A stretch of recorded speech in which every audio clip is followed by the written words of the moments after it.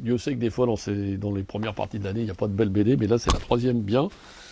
C'est de Ray Gallic Ekris, un maillot pour l'Algérie. Alors, un maillot pour l'Algérie, c'est quoi? C'est une histoire vraie que je ne connaissais pas. Dans les années 50, fin des années 50, l'Algérie était française. Il y avait donc des joueurs algériens français qui jouaient dans le championnat de France.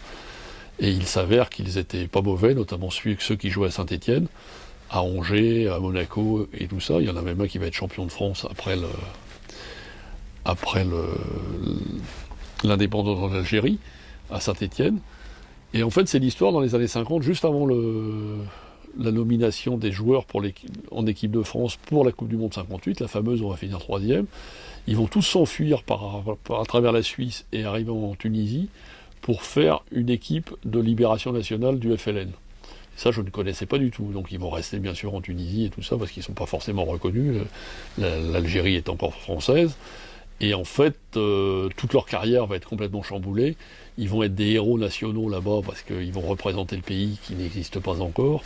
Et en même temps, leur carrière internationale française s'est terminée avant même de commencer. Et l'on se dit à la fin du livre, il y a quelques pages explicatives avec des photos notamment d'époque, puisqu'il y a Rachid Mekloumi, qui a été un grand joueur de l'équipe de Saint-Étienne. On est en train de dire qu'il y en avait 2-3 qui devaient faire partie de l'équipe de France, et qui sait si on n'aurait pas réussi avec ces 3 joueurs-là à battre le Brésil en demi-finale. Donc c'est vraiment à la fois une belle histoire pour les amoureux du football, et vraiment un livre historique, parce que c'est une chose que je ne reconnaissais pas. Mekloumi, il arrivera à revenir en France et à repartir à Saint-Étienne après, dans les années 60, et il sera même champion de France, et il gagnera 2 fois la Coupe de France avec Saint-Étienne. Au début, ça a été un peu compliqué, parce qu'il était un peu hué, parce qu'il était parti. Et en fait, il fait partie du patrimoine de l'AS Saint-Étienne, club ô combien célèbre et ô combien dans le cœur des gens depuis toujours. Et c'est vraiment une page d'histoire du football. Pour tous les amoureux du foot, c'est génial, parce qu'en plus de ça, les dessins sont très sympas, il y a plein de matchs et tout ça.